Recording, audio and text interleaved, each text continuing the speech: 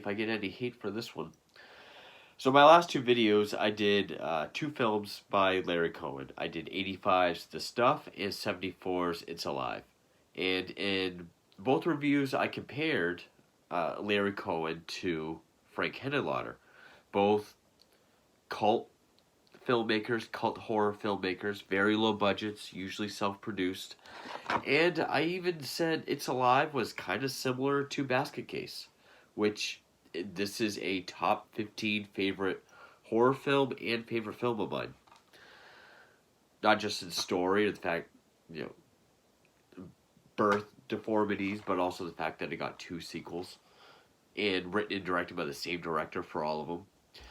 This is my favorite Frank Henenlotter film. I also enjoy Frankenhooker. I enjoy Brain Damage.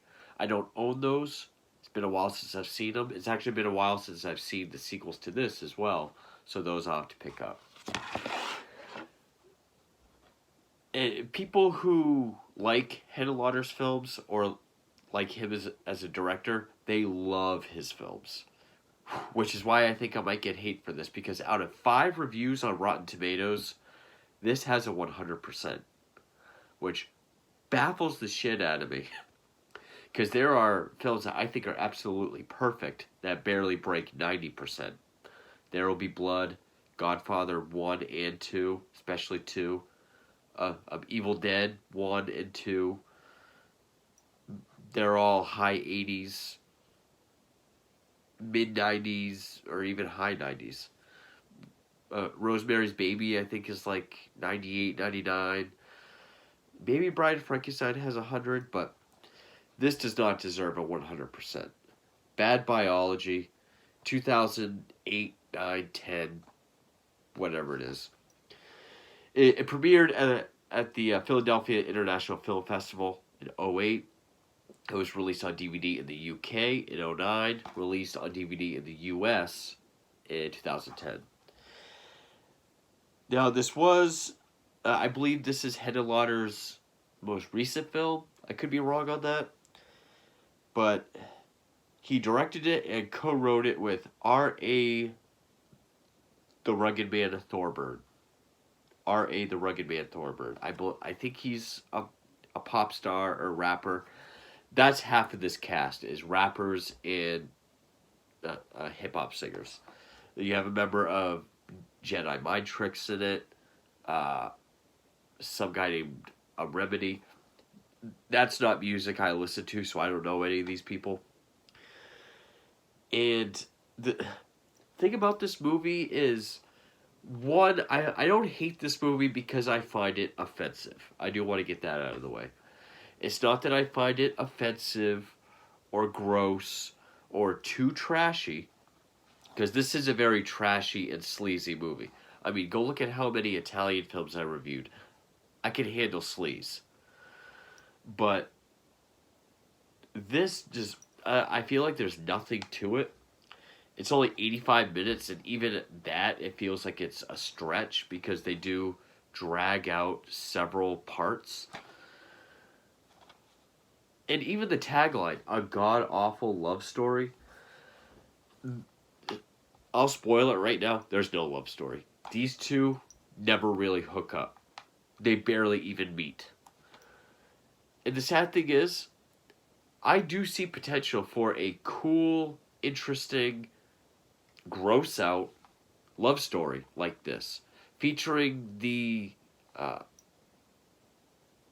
do you want to call them, deformities or afflictions that these two characters have. I think, what if like David Cronenberg got a hold of this, or if he wrote this, what that would have been like? Because his late 70s films, like body horror with a lot of sexuality, I think he totally could have done this. And yes, I do get that this is also a black comedy, a dark comedy, but the humor just didn't work for me. And I guess that's one of the major things, is if the humor doesn't work, it's probably not going to work for you. And I know this is not meant to be taken seriously. I get that. Which is why I know it's not made like a Cronenberg film. Why it's not, like a serious a body horror, romance horror film. I know it's supposed to be silly, over the top, outrageous, ludicrous, wild, and it is, just not in a way that I enjoy it. Now, so directed by Henenlotter, produced by R.A. the Rugged Man Thorburn, who I think Thorburn put up a lot of the investments for the film. I guess the guy from, was it Jedi Mind Tricks, put money towards the film. I believe the singer Remedy, who also has a part in the film, put up money for the film as well. I think Thorburn was dating Charlie Daniels, who was our female lead, and Anthony Seed, the male lead. I read somewhere he was discovered on MySpace, but then I read that he, showed interest in the role or sought them out through Craigslist. And I guess Henenlotter tried to scare away Daniels, but she really wanted it, so he gave it to her. And Sneed didn't really look like a junkie, so he lost 30 pounds in 30 days. And Henenlotter liked that, so he gave him the role. Because he wanted him to look like a junkie. But even after 30 pounds, he still looked healthy. I mean, he didn't really look like a junkie. Let's see. A Remedy, and of course everyone on here goes by their actual names, so I don't know if they are singers or not. The only one that was really interesting to see would have been Beverly Bonner, who's been in every Henenlotter film since Basket Case. She was the neighbor in Basket Case. She's a neighbor in this, and in fact she's even credited as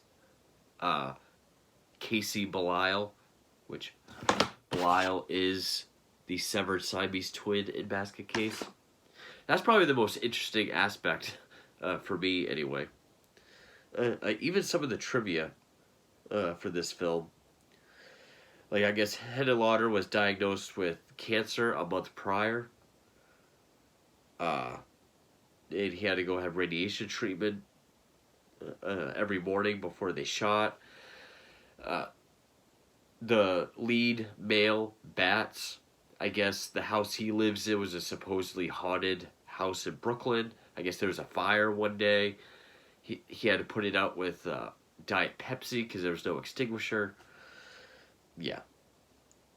I mean, stuff like that's more interesting than the actual movie itself. But actually getting into the plot, I do just want to see if this was his most recent film. Yeah, he's mostly just been in documentaries since. And I will say, just ahead of time, graphic warning, because this is a very sexually explicit film. Our lead female, Jennifer, was born with 7 clits. I guess she got her first period when she was 5. And she has hypersexuality, hypersensitivity, hypermetabolism. She orgasms so hard that she'll grab the guy's head and just like smash it as she climaxes and kills him.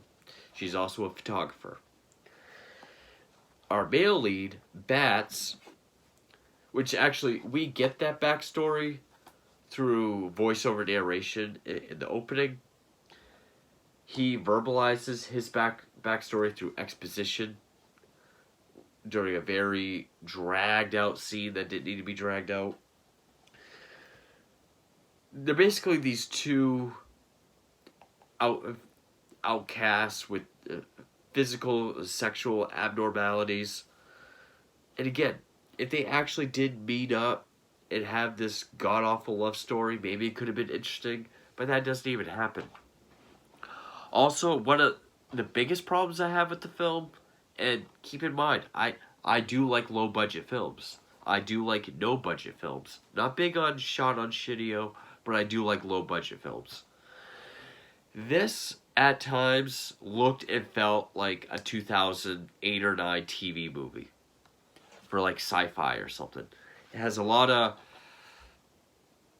dissolves. It has a lot of fade to blacks, almost like a commercial break. Just the quality of the film is very low.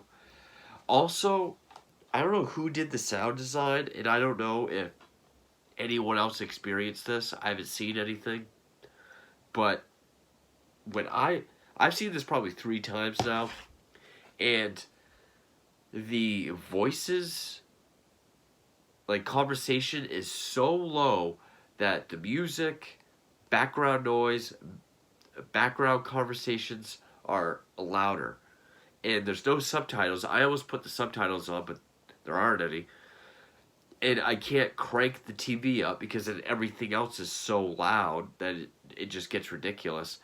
I could, and mainly during Jennifer's half, everything she says, both on camera and in voiceover, is so quiet you can barely even hear it. When we get to Bats's half, it's not as bad, but it's still awful. And she's pretty much on this quest for a man that can sexually satisfy her and never leave her.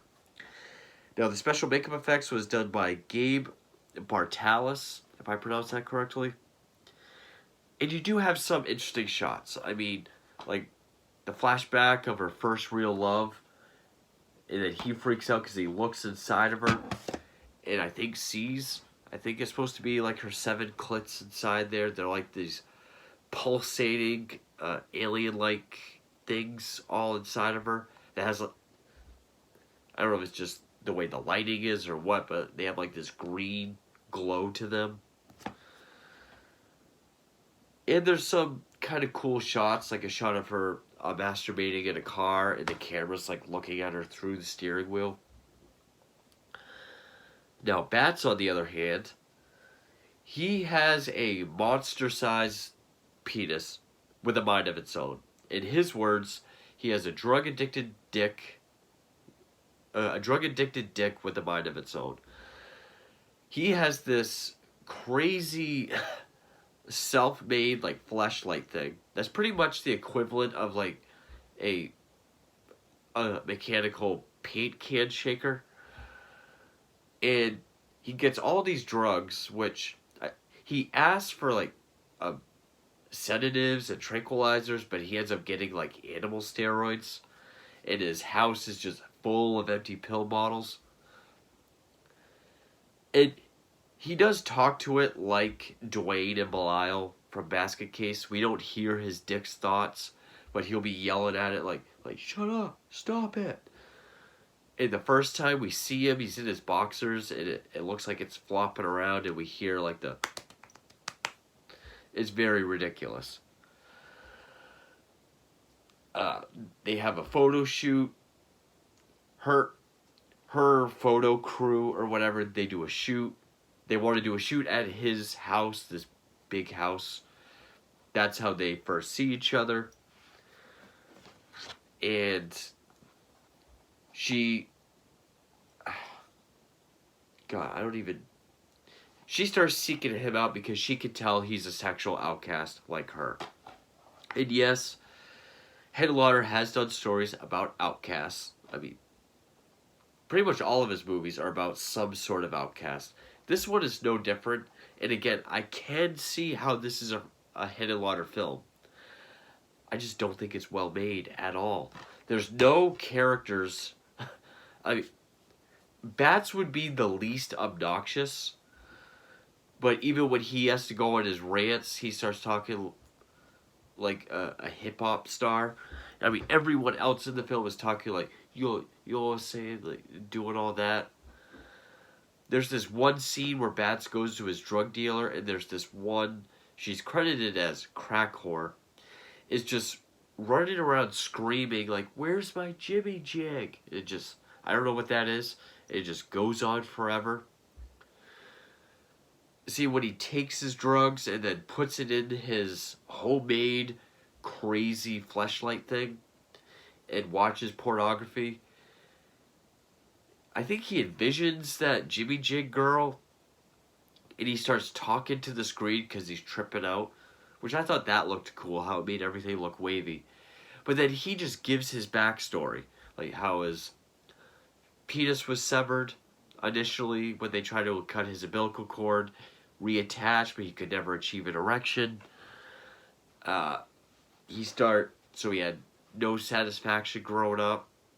Then he started taking all these drugs for it. It made his dick grow, eventually have a mind of its own. I can't even show one of the stills on the back here. I might have already.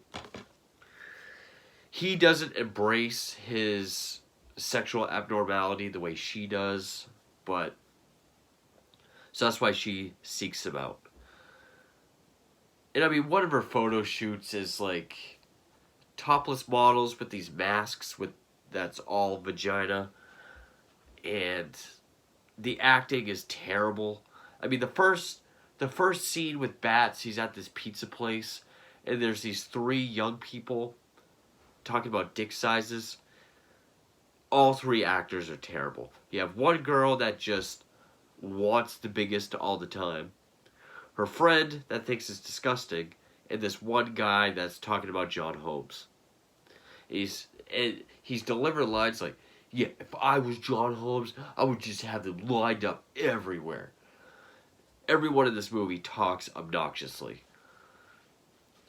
And also Jennifer has a thing for photographing her men/victims. Oh, and also part of the speed of everything, she has like a 2-hour or less gestation period. So like right after having sex, she'll give birth. And these effects, again, I think it's part of the humor, but it shows it. It's a CGI messed up looking baby. You know, with like a head like a Sour Patch Kid, one eye, which of course is cartoony, going like this.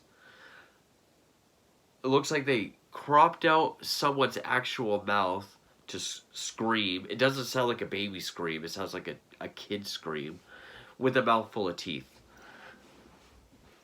And she just leaves them around. One she throws away, and it's kind of shaken, again, very cartoonishly. And again, I'm sure that's part of the humor, but it is not that I find it offensive. I found it too ridiculous to even like. There's really no character development. The only, not that I expected it in this kind of film, but I feel like this is just more of a short film. I mean, the opening where she gives her exposition, his industrial flashlight scene with his exposition, and then having them meet, and then the ending. This could have easily been a 10 to 15 minute short. And that's why it feels like some of these scenes drag on forever.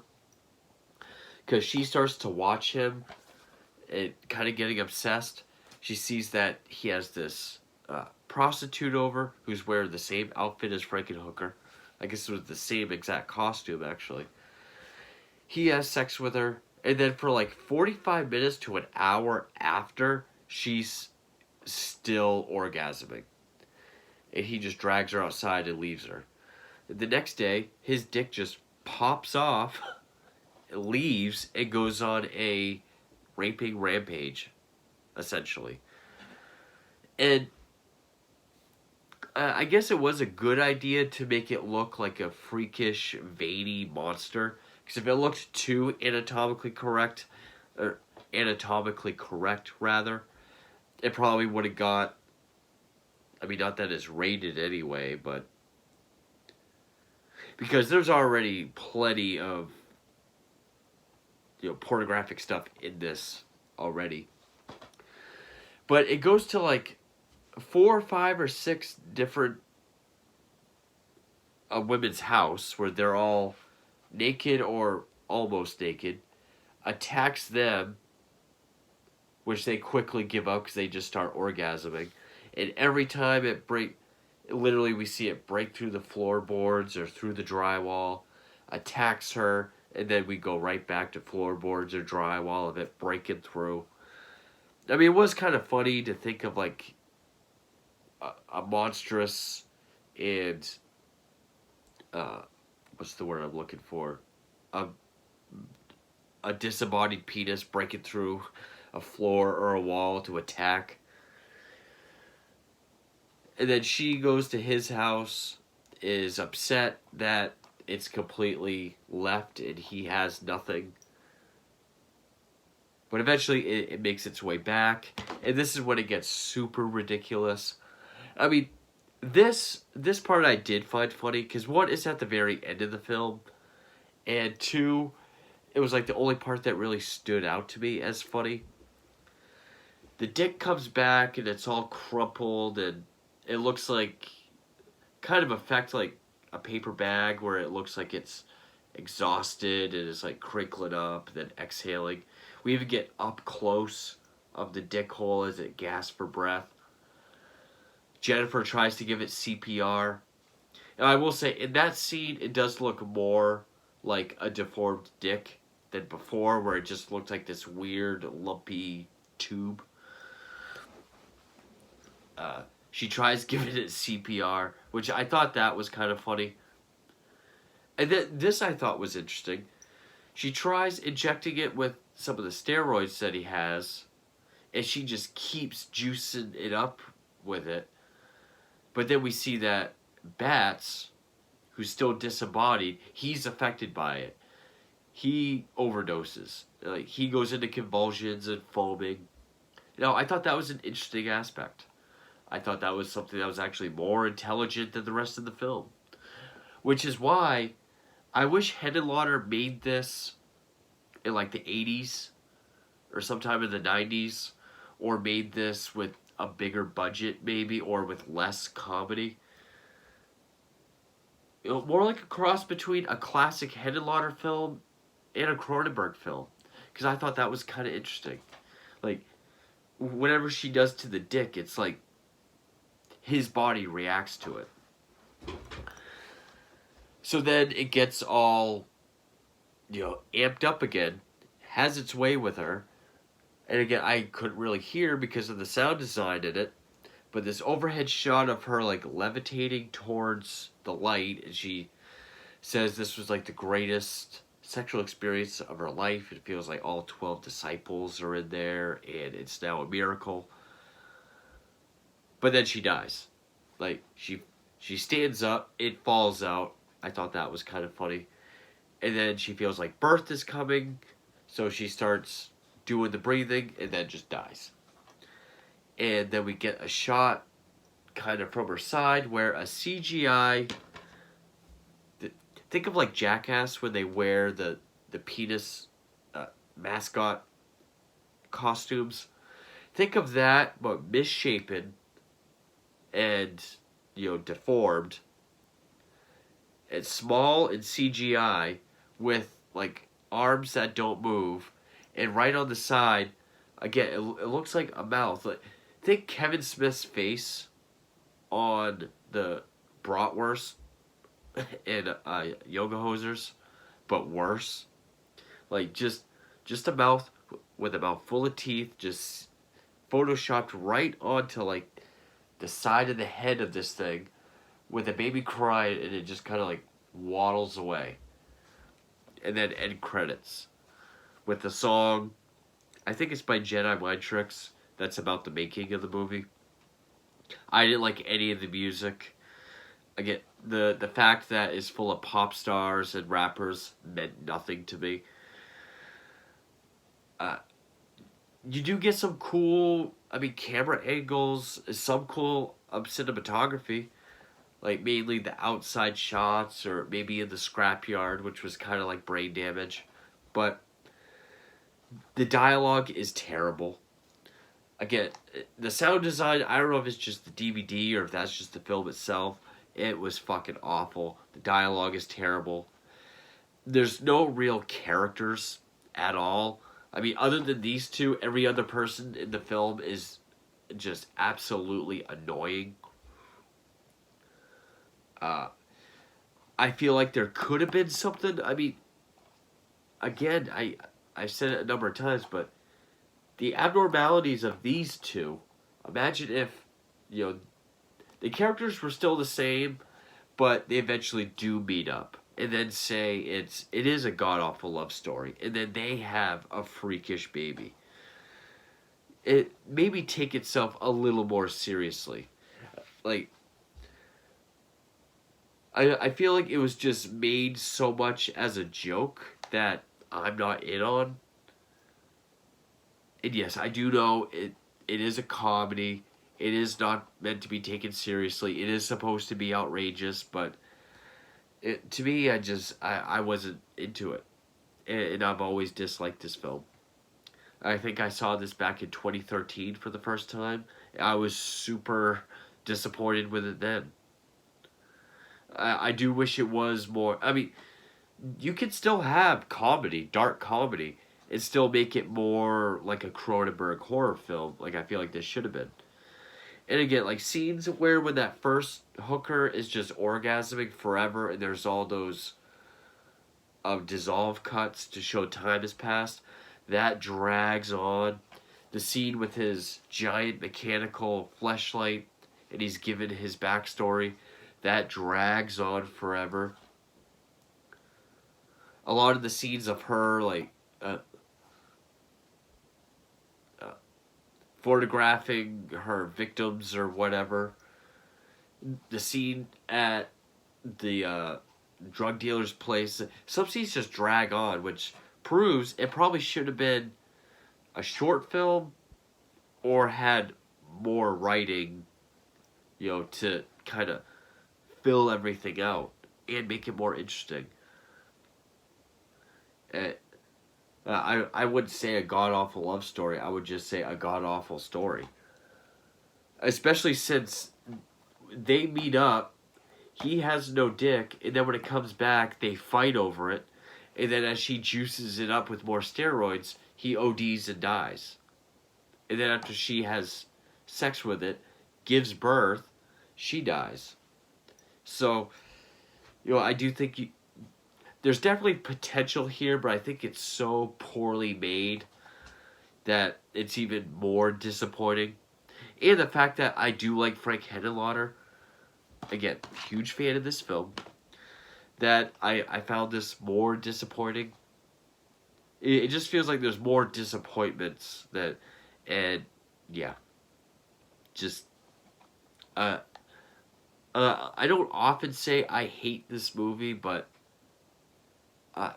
I could probably say that I hated this movie. And yeah, I love low budget films, but this looked like a shitty TV movie with terrible dialogue, terrible acting. I mean, I would say these two were the most serviceable, but even then, they're not that good. An interesting idea, interesting concept, what's wrong with their bodies, was interesting, and that could have been a cool body horror film, but I'm just going to keep repeating myself. Sadly, this is still Henenlotter's last film, or his most recent film, and I hate it. I don't like this. I miss the days of Basket Case, Brain Damage, Frankenhooker. Yeah. More disappointing than anything, but in a very big way. Should have just been a short film. But anyway, yeah. Hate me if you want, because again, this has 100% of Rotten Tomatoes somehow, based on 5 reviews, but yeah, definitely not a fan. Thank you for watching.